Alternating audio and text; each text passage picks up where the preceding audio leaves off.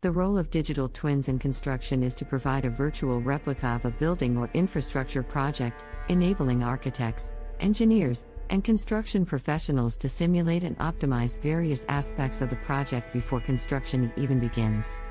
Digital twins can be used to model everything from the design and layout of a building to the materials used, the construction schedule, and even the environmental impact of the project. One of the primary benefits of using digital twins in construction is that it allows for more efficient planning and execution of projects.